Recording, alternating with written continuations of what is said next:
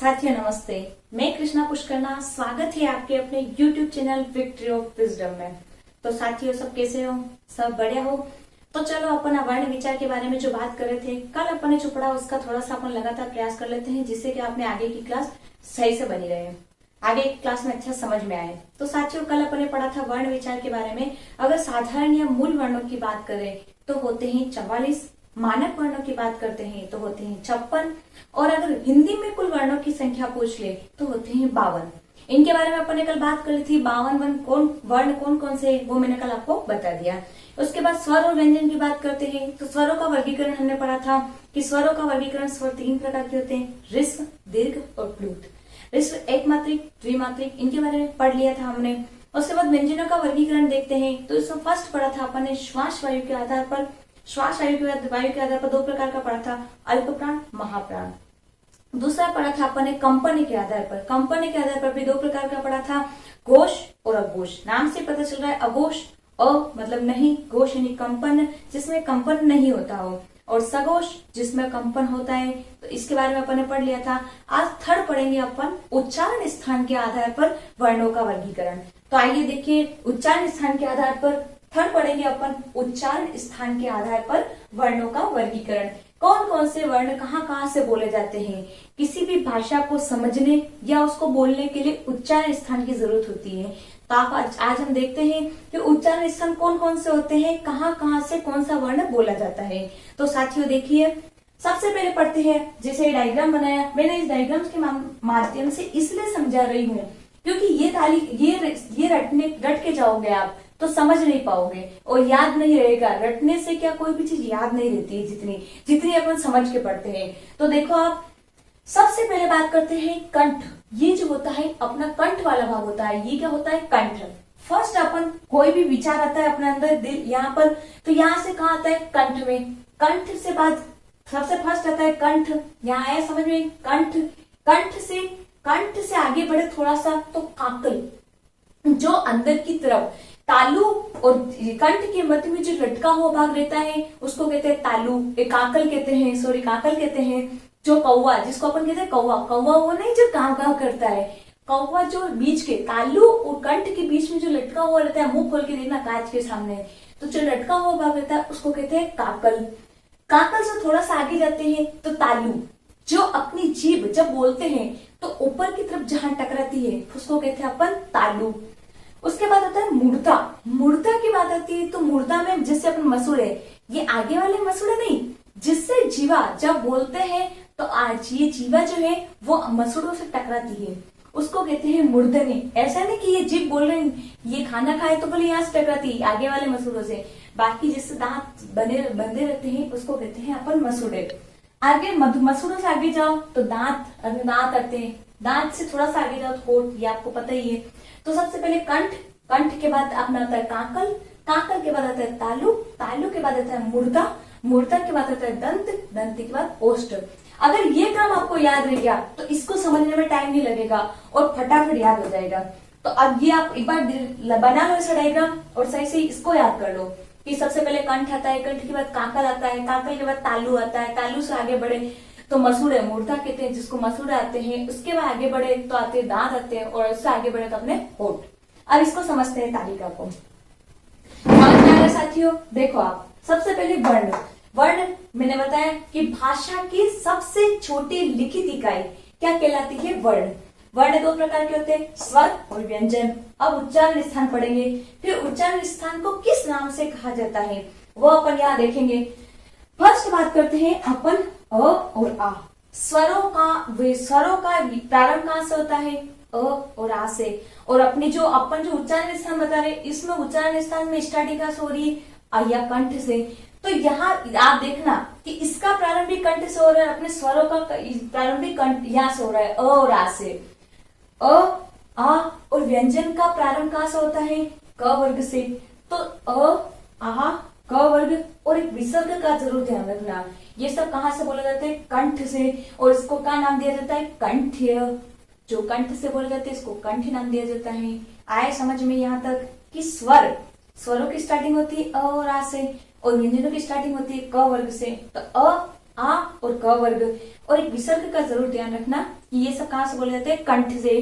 कंठ से आगे बढ़ते हैं तो काकल वाला भाग बाद में लेते हैं अपन, उससे पहले अपन पढ़ते हैं तालु। तालु अपन अ तो पढ़ लिया, उसके बाद क्या आता है ई और बड़ी ई, और उसमें क्या आता है व्यंजनों के प्रारंभ में क वर्ग पढ़ लिया। क वर्ग में 5 होते हैं, क ख ग बड़ा ग अंग, ये अपन ने पढ़ लिया। ठीक है, क वर्ग में 5 वर्ण आते हैं, ऐसा नहीं कि क खाली अकेला है, क वर्ग में 5 वर्ण आते हैं। अगली बात करें अपन तालु की, तो तालु में से फर्स्ट तो अ तो निकल गया, अपने कहा चले गए कंठ में, तो उसके बाद क्या बचा ई और बड़ी। ये दोनों ई और बड़ी और च वर्ग।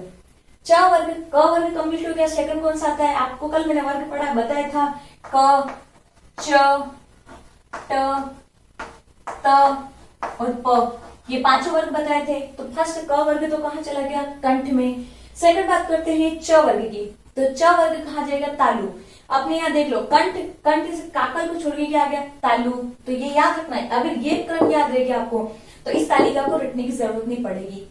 सब बच्चे कहते हैं कि इससे क्वेश्चन हमारे गलत हो जाते हैं, अगर इसको आप सही से समझ के जाओगे तो एक भी क्वेश्चन गलत नहीं होगा। अगर रट के गए तो वहां जाके कंफ्यूज हो जाओगे कि कंठ क्या होता है, तालव्य से क्या बोला जाता, क्या कौन से वर्ण बोले जाते हैं, तो वहां जाके आप कंफ्यूज हो जाओगे। इसलिए आपको रटने की बिल्कुल भी जरूरत नहीं है। आप समझ के, अगर नहीं समझ में आए तो आप वापिस कहिए, मैं फिर से समझा दूंगी, अगले वीडियो में फिर से इसी को समझा दूंगी, पर रटना नहीं और इसका एक भी क्वेश्चन गलत नहीं करना है। आप रीट का एग्जाम देख लो, भले पटवारी का देख लो, सब में उच्चारण स्थान पूछे जाते हैं। हाईकोर्ट में भी आएगा उच्चारण स्थान, इसलिए आपको उच्चारण स्थान पढ़ना सबसे जरूरी है। क्योंकि वर्णों की शुरुआत अगर अपने को पता ही नहीं है कि भाषा को समझने और विचारने के लिए वर्णों का उच्चारण कहाँ से किया जाता है, तो आगे समझना मुश्किल है अपना। तो आइए देखिए, कंठ हो गया अपना, तालु हो गया, तालु में ध्यान रखना ई बड़ी ई, और क वर्ग उसमें हो गया। सेकंड कौन सा आ रहा है, च वर्ग, तो च वर्ग तालु में। उसके बाद अंतस्थ वर्ण और उष्म वर्ण बताए थे मैंने। अंतस्थ वर्ण का जो य वाला, य जो है, और उष्म वर्ण जो पहला अक्षर है वो आता है तालु में। और तालु जो वर्ण है, तालु से जो बोले जाते हैं उनको क्या कहते हैं, तालव्य।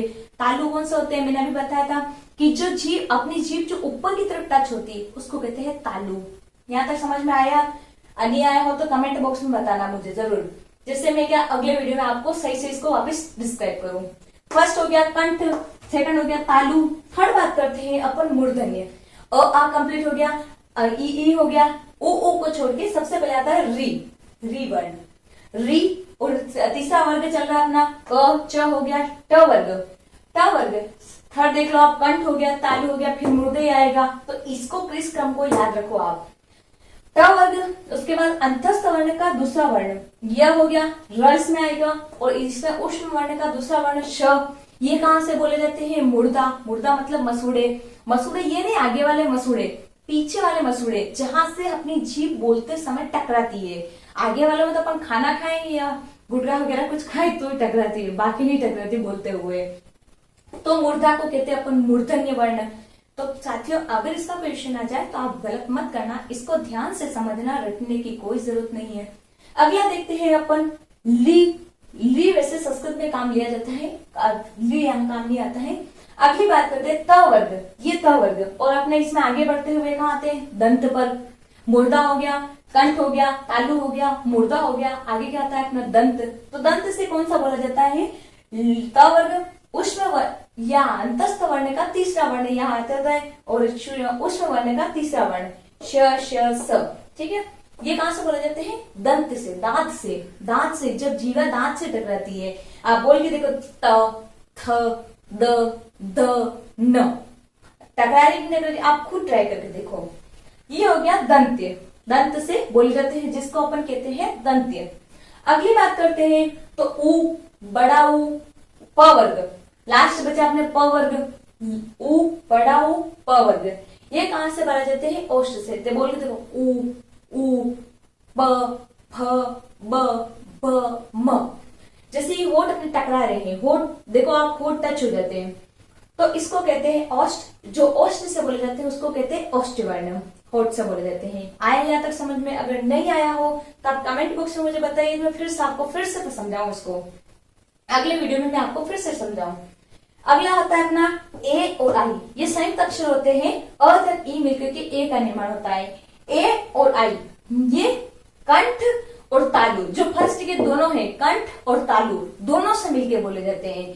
तो साथियों यहां तक आए समझ में, आप आराम से नोट कर लो। कंठ से कौन कौन से बोले जाते हैं, तालु से कौन कौन से बोले जाते हैं, मूर्धा से कौन कौन से बोले जाते हैं, दंत से कौन कौन से बोले जाते हैं, ओष्ठ से, और कंठ और तालु मिलकर के कंठ तालव्य बनता है। तो इसका नाम दिया जाता है कंठ तालव्य।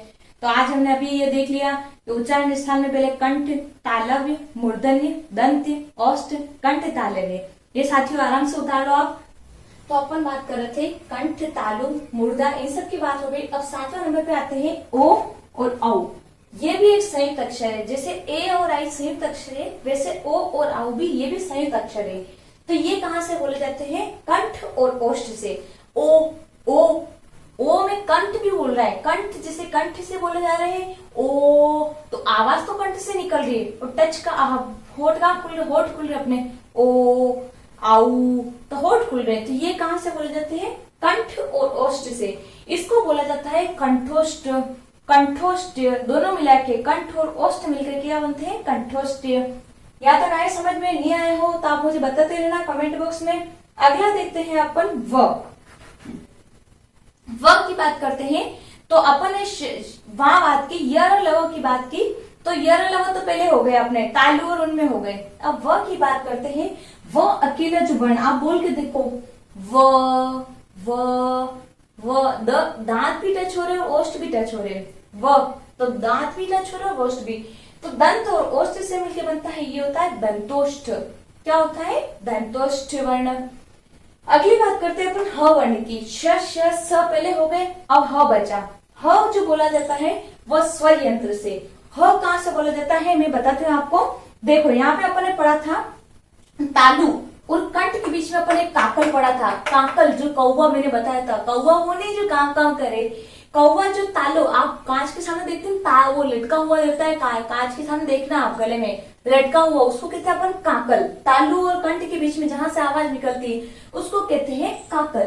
तो कंठ और काकल के बीच में ये जो यंत्र होता है इसको कहते हैं अपन अलीजीवा। अलीजीवा जो कंठ और काकल के बीच में होता है उसको कहते हैं अलीजीवा।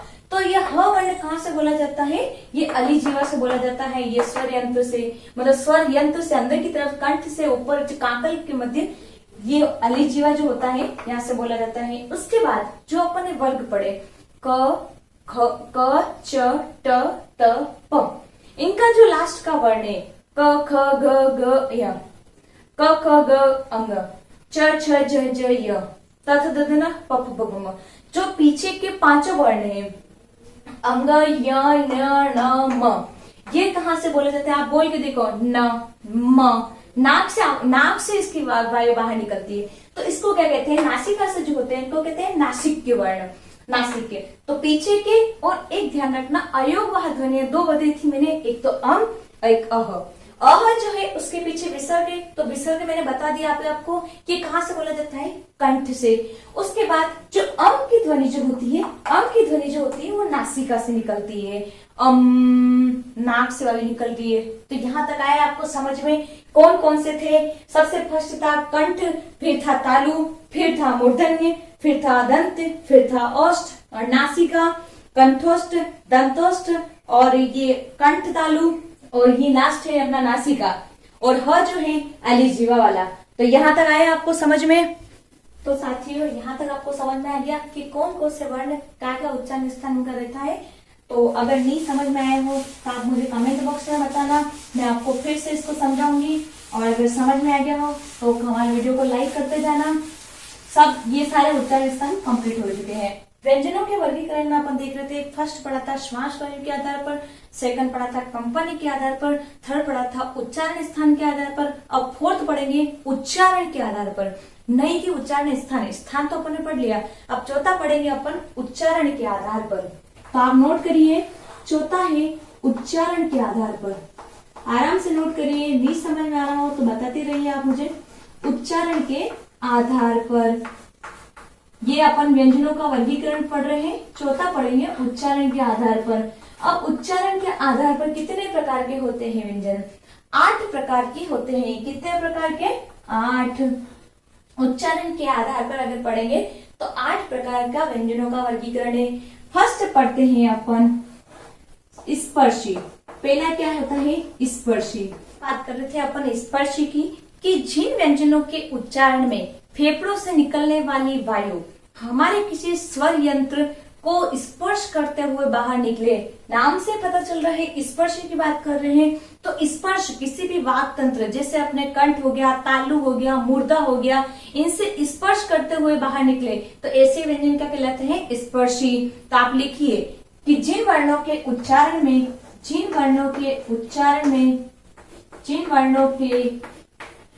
उच्चारण में लिखिए आप आराम से। समझ में नहीं आ रहा हो तो मेरे को बताना, फिर से बताऊंगी आपको। यहाँ से कोई क्वेश्चन गलत नहीं होना चाहिए।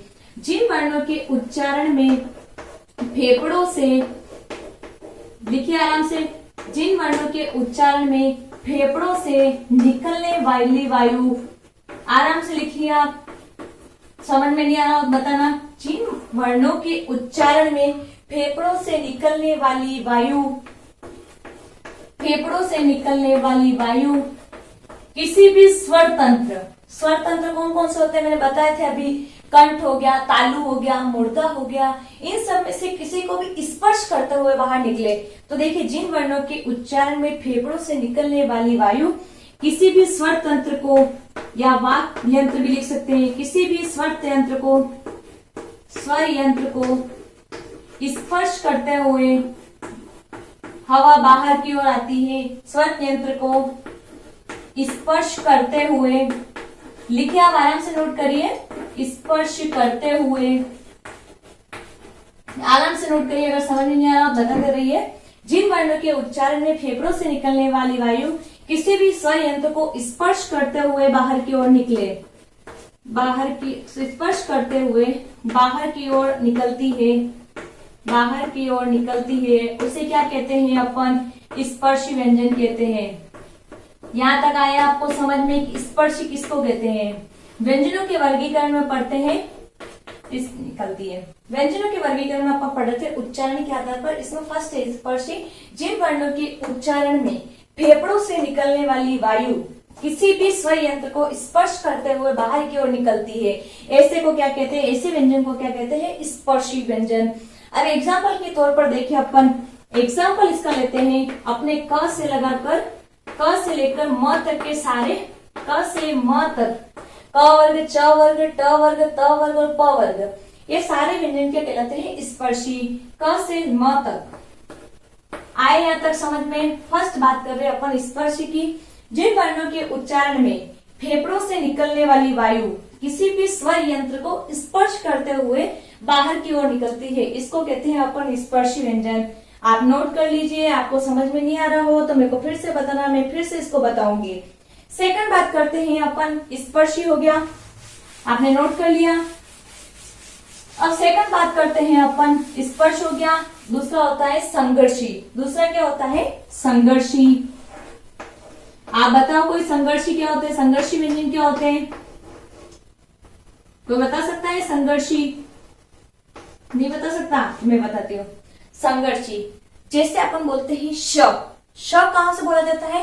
मैंने अभी बताया था, श तालु से बोला जाता है। श जिसमें तालु और जीवा के बीच में कोई जगह नहीं छूटती है, और कोई भी वर्ण होता है जो श बोल रहे श, तो तालु और जीवा के बीच में जगह नहीं छूटती, जिसके कारण कोई भी वर्ण घर्षण से बाहर की ओर निकलता है।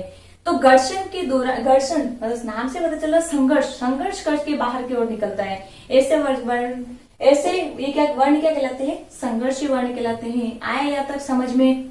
नहीं आया हो तो बताना। तो जिन वर्णों का उच्चारण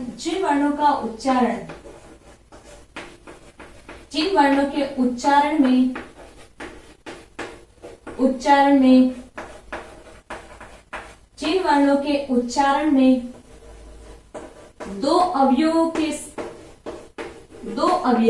दो स्वर यंत्र भी लिख सकते हैं अपन, दो अवयव मतलब दो जगह फिक्स हो जाता है। ये स्वर यंत्र है ना, दो उच्चारण अवयव इतने निकटता पर आ जाते हैं, इसमें दो अवयव इतने निकटता पर आ जाते हैं, दो अवयव इतने निकटता पर आ जाते हैं,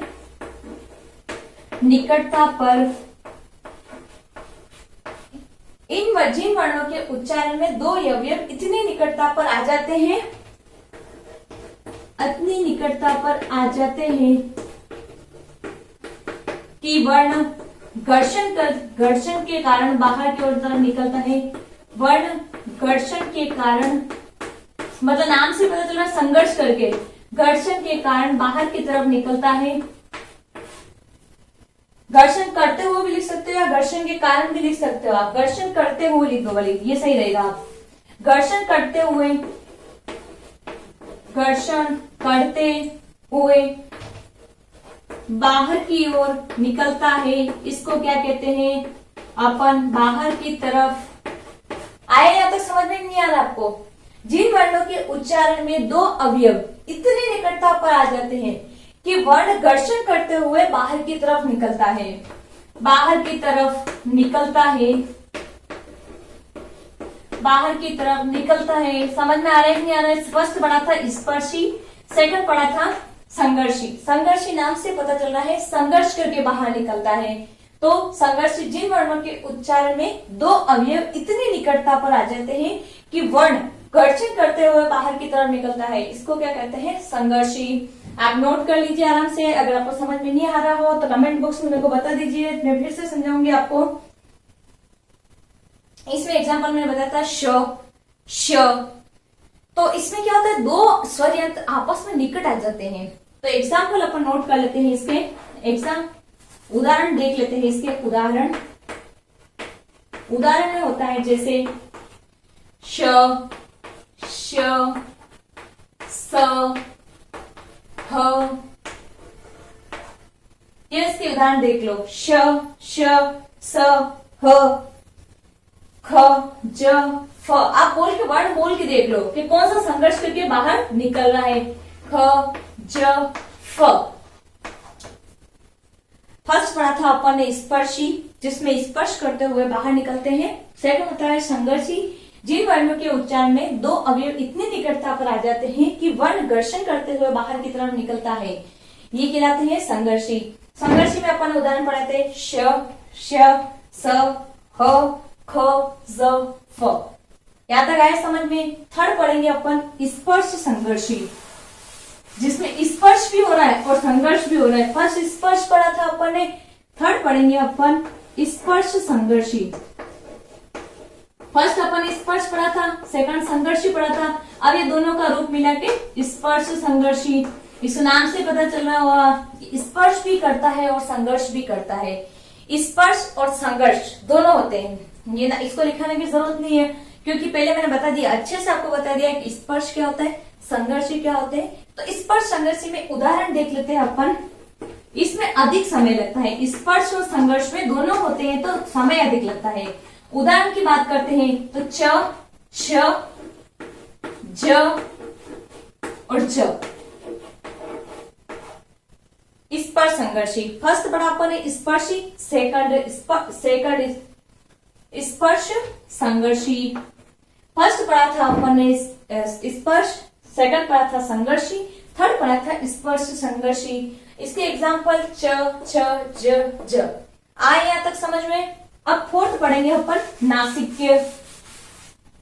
चौथा पढ़ेंगे अपन, फोर्थ कौन सा पढ़ेंगे, नासिक्य। नासिक्य के बारे में बताओ, मैंने बता दिया आपको नासिक्य जब अपन वो पढ़े थे उच्चारण स्थान।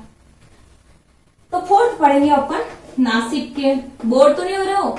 बोर हो रहे हो तो बता देना मेरे को कि हम बोर होने लग गए तो मैं क्लास बंद कर दूं। फोर्थ पढ़ेंगे नासिक्य। नासिक्य वर्ण जो होते हैं वो नाक से बोले जाते हैं, जिनमें वायु नाक से बाहर निकलती है। तो नासिक्य वर्ण कौन कौन से थे उस टाइम मैंने बताया था उच्चारण स्थान में। जो पांचों वर्ग है, क वर्ग, च वर्ग, ट वर्ग, त वर्ग और प वर्ग, ये पांचों जो वर्ग है इनके जो अंत वाले जो वर्ण है वो कौन सा होते हैं, नासिक्य वर्ण। तो आप लिखिए नासिक वर्ण कौन कौन से होते हैं। एक तो अंग, उसके बाद य, उसके बाद क, च, ट, ट, ड, न, उसके बाद न, उसके बाद है म। ये पांचों वर्ण कौन से होते हैं, नासिक्य वर्ण होते हैं। तो फर्स्ट स्पर्शी, संघर्षी, स्पर्श संघर्षी, फोर्थ होता है नासिक्य। आए यहां तक समझ में? पांचवा पढ़ेंगे अपन पार्श्विक, फिफ्थ पढ़ेंगे अपन पार्श्विक, फिफ्थ कौन सा पढ़ेंगे अपन, पांचवा पढ़ेंगे अपन पार्श्विक वर्ण। ये क्वेश्चन अधिकतर आता रहता है, ये ध्यान से पढ़ना पार्श्विक क्या होते हैं। जैसे कोई वर्ण बोल रही हूं मैं, वर्ण बोलूंगी, इसमें जीवा, जो मेरी जीभ जो है ये ऊपर की तरफ टच हो जाएगी, ऊपर की तरफ टच हो जाएगी तो वर्ण बाहर की तरफ नहीं निकल सकेगा। वर्ण क्या निकलेगा, ये आसपास की तरफ जहां जगह बचती है वहां से बाहर की तरफ निकलता है, तो ये पार्श्विक वर्ण कहलाते हैं। जिसका उच्चारण करेंगे, जीवा का आगे वाला भाग मसूड़ों को छूता है, जिसमें लिखो पार्श्विक वर्ण में, जिसमें आराम से लिखिए आप, जिसमें जीभ का जो आगे वाला भाग है, ये जीभ का आगे वाला भाग, अग्र भाग जो है ये मसूड़ों को छूता है। ये बोलते हैं तब मसूड़ों को छूता है। जीवा का आगे वाला भाग, जीवा का जो आगे वाला भाग होता है वह मसूड़ों को छूता है, जिसके कारण जो जगह होती है वो ये जो साइडों वाली जगह जो होती है यहाँ से बाहर की तरफ वर्ण निकलता है। जैसे हम बोलते हैं ये जीभ ऊपर की तरफ जा रही है, ये मसूड़ों को छू रही है, तो जगह तो ऊपर की तरफ जगह नहीं बची, और आसपास से जो वर्ण बाहर निकल रहा है वो उसको कहते हैं अपन पार्श्विक। जिसमें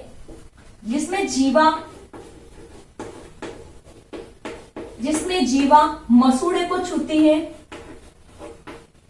जिसमें जीवा मसूड़ों को छूती है, पार्श्विक वर्ण, जिसमें जीवा मसूड़ों को छूती है और आसपास से निकला हुआ वर्ण क्या कहलाता है, आसपास से निकली हुई वायु, आसपास से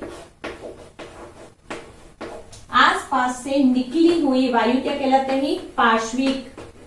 निकली हुई वायु, निकली हुई वायु क्या कहलाती है, पार्श्विक। जिसमें जीवा मसूड़ों को छूती है और आसपास से जो वायु निकलती है उसको क्या कहते हैं, पार्श्विक। इसका उदाहरण देखिए अपन, तो ल, एक याद नाम याद, एक ही याद रखना आप, ल। ये कभी भी क्वेश्चन एग्जाम में क्वेश्चन बना सकता है कि पार्श्विक वर्ण कौन सा है, तो कौन सा वर्ण है, पार्श्विक ल। तो फर्स्ट पढ़ा था अपन ने स्पर्शी, सेकंड पढ़ा था संघर्षी, थर्ड पढ़ा था स्पर्श संघर्षी, फोर्थ पढ़ा था नासिक्य और फिफ्थ पढ़ा था पार्श्विक। अब अगला पढ़ेंगे अपन प्रकंपित या लुंठित। अगला कौन सा पढ़ेंगे अपन, प्रकंपित और लुंठित, या मिटा दो आपको पढ़ लिया हो तो। अगला पढ़ेंगे अपन प्रकंपित या लुंठित। कौन सा नंबर था, 6 नंबर। प्रकंपित, जिसको अपन या तो लुंठित भी कहते हैं, प्रकंपित या लुंठित, लुंठित। यहां तक आया आपको समझ में कि कौन कौन से होते हैं, आगे समझ में। अब पढ़ते हैं प्रकंपित और लुंठित। कंपित, कंपन, प्र यानी अति, दो जीवा अपनी 2-3 बार कंपन करने लग जाती है। जैसे हम बोलते हैं र बोल रहे हैं, तो र में जीवा 2-3 बार कंपन कर रही है, तो जिसमें जीवा 2-3 बार कंपन करती है उसको क्या कहते हैं, प्रकंपित। लिखवा, जिसमें जीवा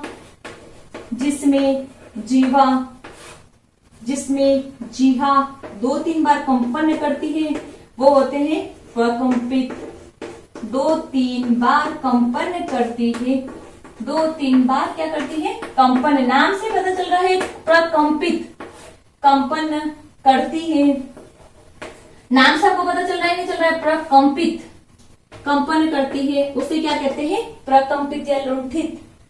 जिसमें जीवा 2-3 बार कंपन करती है उसको कहते हैं प्रकंपित। इसका उदाहरण होता है, एक ही उदाहरण है, ये भी पूछ सकते हैं एग्जामिनर कि र वर्ण कौन सा है, र वर्ण है प्रकंपित, और ल वर्ण कौन सा था, अभी पता है मैंने, ल वर्ण, र वर्ण जो है वो प्रकंपित या लुंठित वर्ण है। यहां तक आया आपको समझ में, नहीं आया हो तो मुझे बता देना। 7वीं बात करते हैं अपन, जो अपन ने पढ़ लिया था उत्क्षिप्त। उत्क्षिप्त के बारे में मैंने कल बता दिया था आपको। उत्क्षिप्त व्यंजन कौन कौन से थे, उत्क्षिप्त व्यंजन 2 थे, ड और ढ। उत्क्षिप्त यानी क्या होता है, फेंका, जिसमें जीवा किसी भी वर्ण को बाहर की तरफ फेंकती है, इसको क्या कहते हैं, उत्क्षिप्त। जैसे ड बोलो, ड, तो बाहर की तरफ वायु फेंक रही है। तो उत्क्षिप्त वर्ण कौन कौन से थे, एक तो ड था और एक ध। ये याद रखना क्योंकि ये भूल नहीं जाओ आप। आया तक समझ में, तो कौन कौन से पढ़ लिए, फर्स्ट पढ़ लिया था अपन स्पर्शी, सेकंड पढ़ लिया संघर्षी, थर्ड पढ़ लिया स्पर्श संघर्षी, फोर्थ पढ़ लिया था अपन फोर्थ पढ़ा था नासिक्य, फिफ्थ पढ़ा था पार्श्विक, सिक्स पढ़ा था प्रकंपित लुंठित, सेवन पढ़ा था उत्क्षिप्त, और एक लास्ट और बचा है आठवां संघर्षहीन। नाम से इसलिए पता चल रहा है संघर्षहीन, हीन यानी नहीं, जिसमें संघर्ष नहीं करना पड़ता है, जिसमें डायरेक्ट अपन बोलते हैं, जिसमें संघर्ष नहीं करना पड़ता है, वायु कहीं रुकती नहीं है, कहीं घर्षण नहीं होता है, ये होते हैं संघर्षहीन। जैसे य व जिसमें संघर्ष नहीं करना पड़ता है। तो ये उतार लो आप, जिसने धीरे धीरे आराम से उतार लो, उतार लिया ये आपने। जिसमें संघर्ष नहीं करना पड़ता है संघर्षहीन, जैसे होता है य और व। और ध्यान रखना, इसको अर्ध स्वर भी कहते हैं अपन। क्या कहते हैं? अर्ध स्वर, अर्ध स्वर।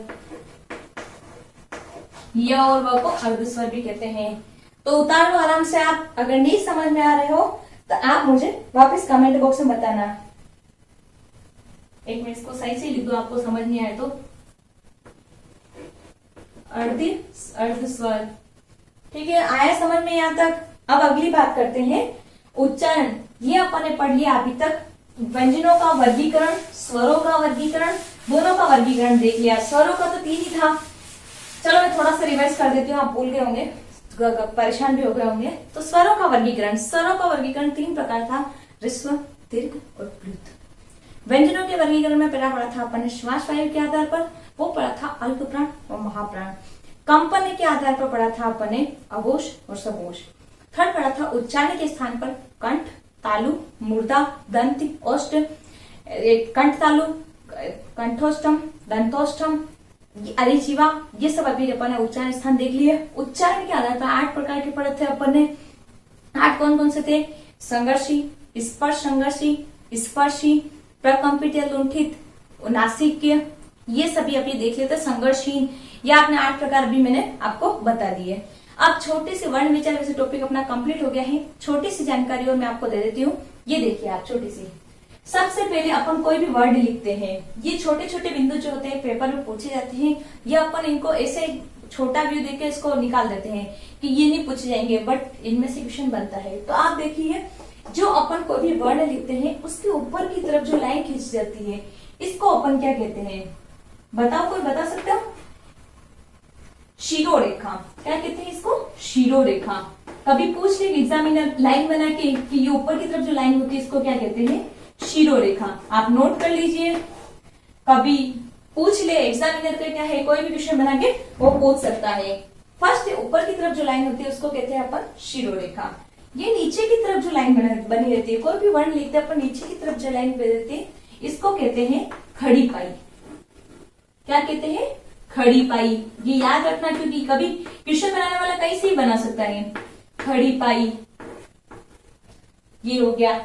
अब नीचे की तरफ जो बिंदु लगे रहते हैं, ये अगर कोई भी वर्ण लिखते हैं उसके नीचे की तरफ जो बिंदु लगा रहता है, इसको अपन कहते हैं उत्क्षिप्त। अभी मैंने बताया आपको, उत्क्षिप्त व्यंजन जिसमें नीचे की तरफ बिंदी लग रहती है उसको क्या कहते हैं?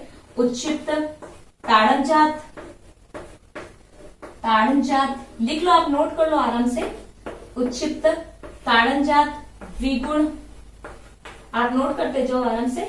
द्विगुण, फिर क्वेश्चन बनाने वाला कहीं से भी बना सकता है। द्विगुण, ये कौन से 2 वर्ण थे? ड और ड, ये याद रखना है, ठीक है। नीचे की तरफ जो अगर बिंदु लगा, ये अगर बिंदु लगा रहता है तो इसको कहते हैं उत्क्षिप्त, ताड़नजात, द्विगुण। अगर आगे की तरफ लगा हुआ मिले, आगे की तरफ हो, तो इसको कहते हैं नुक्ता। क्या कहते हैं? नुक्ता। आधो के मुंह में तो पानी आ गया नुक्ति का नाम सुन के, पर नुक्ति नहीं, नुक्ता है, नुक्ता। नुक्ता वर्ण कौन कौन से हैं ये बताती हूँ मैं आपको। क, ख, इसमें आगे की तरफ बिंदी लगी रहती है। क, ख, ग, ज और फ। वैसे होते तो 5 है, पर एनसीईआरटी अपनी जो है, अपन एनसीईआरटी से पढ़ते हैं, वो 3 ही मानती है। एक तो ख को मानती, एक ज को मानती है और एक फ को मानती है। उसने बताया, अपन पहले पढ़ा था विदेशी वर्ण 4 होते हैं, एक तो ख, एक ज और एक फ। और एक और मैंने बताया था कि ओ वर्ण जो आता है ना, ऑक्सीजन वाला ओ, ये सीटेड अभी 2019 के पेपर में आया था कि ऑक्सीजन शब्द दिया कि ये कौन सा वर्ड है, तो आपको याद रखना है ये विदेशी वर्ण है, ये बाहर से आया हुआ है, तो इसको आगत विदेशी आगत भी कहते हैं और विदेशी वर्ण भी कहते हैं। तो ओ में जैसे ओ की ध्वनि निकलती है, जैसे डॉक्टर, ऑक्सीजन। ये अभी सीटेट का क्वेश्चन था, तो आप एक बार याद कर लेना, क्योंकि मान लो वापिस रीट में पूछ ले कभी। ऑक्सीजन, ये दिख नहीं रहा होगा आपको सही से, ऑक्सीजन है, ठीक है, ऑक्सीजन। यहां तक आया समझ में, कहाँ क्या बिंदी लगी होती। अब ऊपर की तरफ जो अगर बिंदी लगी हुई है तो इसको क्या कहते हैं अपन, अनुस्वार। ये अभी सीटेट में यही कंफ्यूज हुए थे बच्चे कि अनुस्वार और अनुनासिक क्या होते हैं। अगर बिंदी लगी हुई हो ऐसी तो अनुस्वार होता है। यहां तक आया समझ में आपको। अगर किसी लाइन के ऊपर अगर चंद्र बिंदु बना रखा है, ऐसा चंद्र बिंदु हो, तो इसको कहते हैं अनुनासिक। कंफ्यूज नहीं होना है, अनुस्वार और अनुनासिक में कंफ्यूज नहीं होना है। अगर कंफ्यूजन हो अभी तक तो वापस पूछ सकते हो आप मुझे, क्या होता है अनुनासिक या चंद्र बिंदु। चंद्र बिंदु भी कहते हैं अपन इसको, मैंने भी बोला चंद्र बिंदु। कंफ्यूज हो रहे हो अभी तक तो मुझे पूछ लेना, अनुनासिक, चंद्र बिंदु या विकसित स्वर भी कहते हैं। वैसे ऐसा इतना डीपली आपको नहीं पूछेंगे, तो एक बार साथियों नोट कर लो। ऊपर की तरफ जो लाइन होती है उसको कहते हैं शिरोरेखा, नीचे की तरफ जो होती है खड़ी पाई, ऊपर की तरफ जो बिंदी लगी होती है उसको कहते हैं अनुस्वार, नीचे होता है उच्छिप्त ताड़ंजर द्विगुण ड और ढ होते हैं। इधर की तरफ जो बिंदी लगी होती है उसको कहते हैं नुक्ता। नुक्ता वर्ण 5 होते हैं, क, ख, ग, ज और फ। वैसे एनसीईआरटी 3 को ही मानती है, ख, ज और फ, और हम एनसीईआरटी से आगे नहीं चलेंगे, इतना अपना नहीं है। तो ख, ज और फ को मानेंगे। और एनसीईआरटी ने ओ जिससे ध्वनि निकलती है, चंद्रमा, चंद्र बिंदु, ये बिंदु नहीं होना चाहिए, खाली चंद्रमा होना चाहिए, उसमें होता है डॉक्टर और ऑक्सीजन। अभी ऑक्सीजन तो सीटेट का विषय है। उसके बाद चंद्र बिंदु, जहां चंद्रमा भी होता है और बिंदु भी होता है, इसको कहते हैं चंद्र बिंदु। अनुनासिक, अनुनासिक और अनुस्वार में कभी कंफ्यूज मत होना।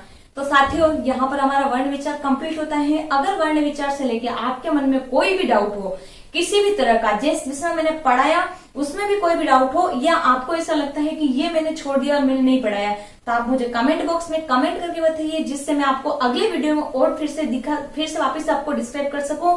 अगर आपको हमारा वीडियो पसंद आया हो तो लाइक, कमेंट और शेयर कीजिए और सब्सक्राइब कीजिए। अगर आप हमारे चैनल पर नए हो तो हमारे चैनल को सब्सक्राइब करिए, और अगर आपको वीडियो पसंद नहीं आया हो तो डिसलाइक करिए। और अगर आपको वर्ण विचार संबंध टॉपिक से कोई भी दिक्कत हो, कोई भी समझ में नहीं आया हो, तो आप कमेंट बॉक्स में कमेंट करके बताइए। अब अगले वीडियो में अपन वर्ण विचार की सारे 10 साल के सारे पेपर में जितने भी क्वेश्चन आए उन क्वेश्चन पर अपन अपनी बात रखेंगे और क्वेश्चन आंसर सॉल्व करेंगे।